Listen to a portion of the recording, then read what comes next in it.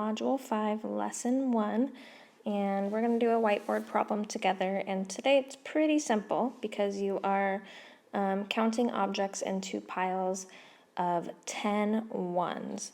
So on the whiteboard, all you're going to do is make 10 objects, okay? So first, I am going to just make 10 circles, and I'm going to count as I draw.